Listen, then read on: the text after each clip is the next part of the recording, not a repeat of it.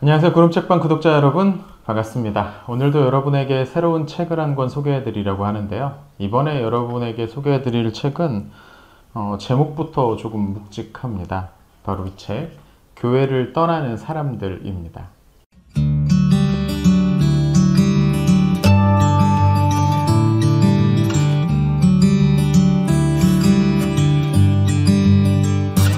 교회를 떠나는 사람들이라 이 제목부터 좀 무겁죠. 이 책에는 부제가 하나 붙어 있는데 탈교회인 8인 인터뷰집이라는 내용입니다. 탈교회, 그러니까 교회에서 벗어났다라는 뜻이겠죠. 이 부제처럼 이 책은 전에는 교회에 몸담고 있었지만 지금은 이런저런 이유로 교회를 벗어난, 떠나 있는 사람들 또는 조금 거리를 두고 있다고 표현해야 될까요? 뭐 그런 분들 8명과 한 인터뷰를 모은 인터뷰집입니다. 이 책의 인터뷰이자 이 편집자는 최대한 자기의 목소리는 좀 줄이고 인터뷰이들이 하고 싶은 말을 할 수 있도록 했다고 말을 하는데요. 실제로 분량도 그렇고 대화를 뭐 어떤 식으로 유도한다던가 그런 느낌은 좀 적었고 인터뷰 대상자들이 자신의 속에 있는 말을 하는 느낌으로 나와 있어서 솔직한 마음을 좀 엿볼 수 있었던 그런 책이 아니었나 싶습니다. 코로나 대유행을 거치면서 확실히 교회 예배에 정기적으로 출석하는 사람들의 숫자가 줄어든 것 같습니다. 큰 타격이 없었다고 말하는 교회들도 있지만 전반적인 추세는 확실히 좀 줄어든 것 같습니다. 그런데 이 원인에 대해서 많은 목회자들이 헛다리를 짚고 있다는 생각이 들어요. 무슨 말이냐면 대면 예배, 그러니까 함께 모여서 오프라인으로 함께 할 수 있는 예배가 중단되고 온라인 예배가 확산되면서 사람들이 좀 편한 데 익숙해지고 그러다 보니까 주일이 돼서 예배 참석하지 않는 게 습관이 되어버렸다라는 식으로 이해를 하는 거죠. 정말로 그럴까요? 물론 그런 게 전혀 아무런 영향을 주지 못했다고 단언할 수는 없습니다. 하지만 이런 생각, 편한 생각, 또 어떻게 얘기하면 좀 게으른 생각은 문제의 본질을 한참 놓치고 있는 분석이 아닌가 싶습니다. 개인적으로는 코로나 대유행이 하나의 기점이 된 건 분명하겠지만 기존에 오랫동안 쌓여왔던 문제들이 제대로 해결되지 않고 풀리지 않은 채 남아있다가 많은 교회들이 그게 문제라는 걸 인식조차 못하고 있는 수많은 사람들이 그렇게 생각하고 있으니 그게 도저히 풀리지 않을 것 같으니까 결국 사람들이 포기하게 된 게 아닌가 라는 생각이 듭니다. 오늘 소개해드리는 이 책은 그럼 사람들이 어떤 부분에 있어서 그렇게 교회에 실망을 하고 결국 교회와 거리를 두는가 하는 부분을 생각하면서 읽어볼 만한 책인 것 같습니다. 사실 처음에 이 책을 보기 전에 그냥 제목만 볼 때는 여기에 인터뷰에 응한 분들이 다들 소위 평신도, 그러니까 교회에서 운영하는 그런 것들에 있어서 소외됐다고 느끼시는 분들일 거라고 지레짐작을 했었습니다. 근데 그게 다 편견이더라고요. 여기에 소개된 인터뷰 8명 중 3명은 목사나 전도사 같은 사역자들이었고 2명은 소위 목사 사모, 그러니까 목회자를 남편으로 둔 분들이었습니다.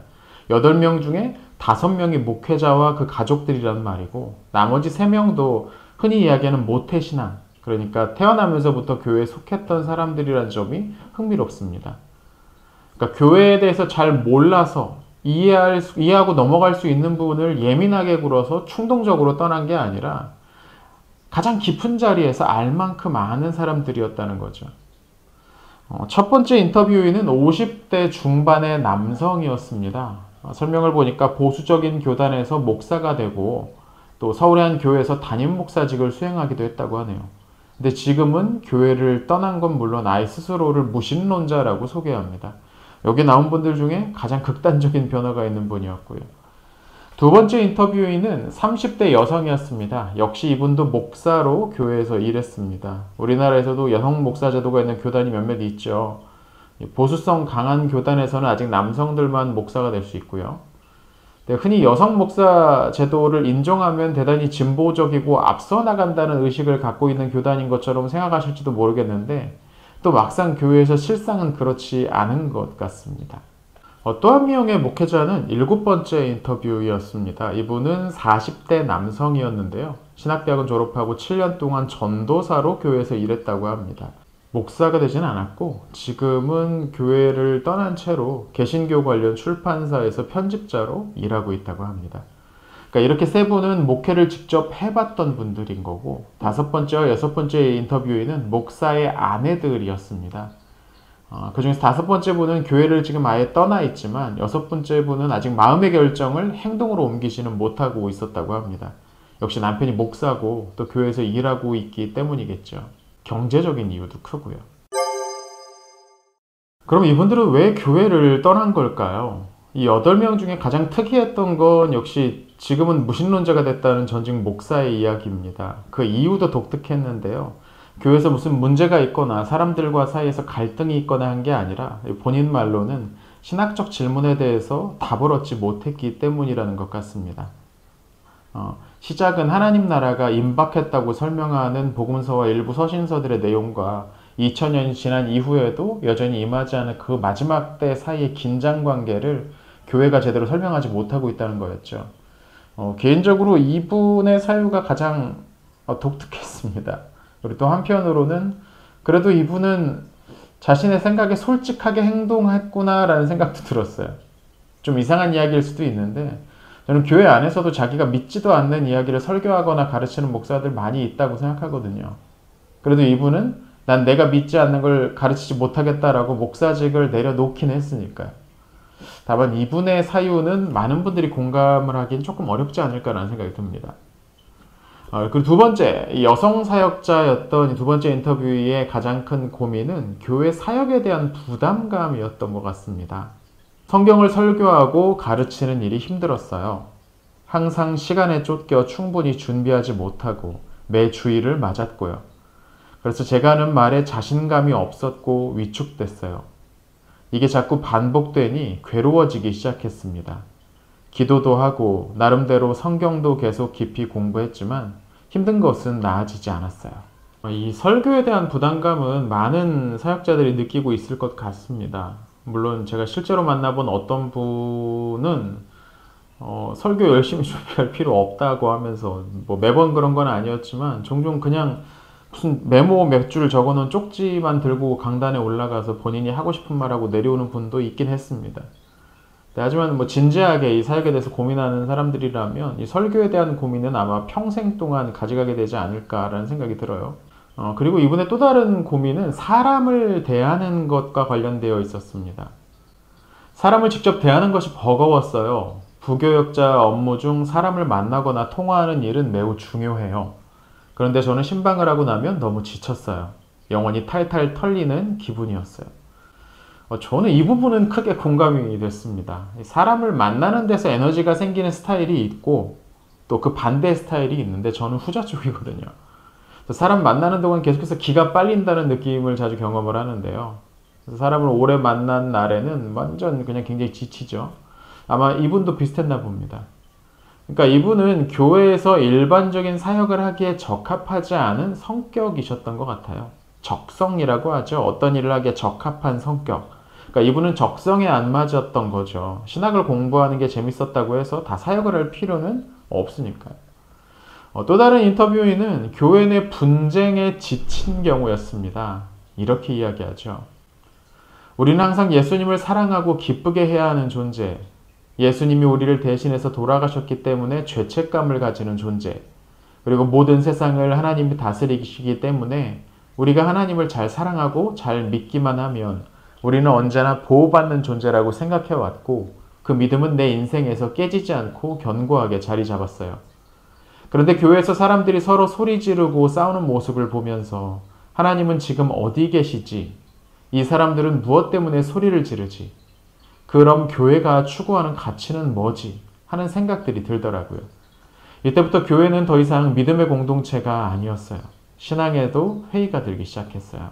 확실히 교회 안에서 일어나는 분쟁은 많은 사람들을 신앙에서 멀어지게 만듭니다.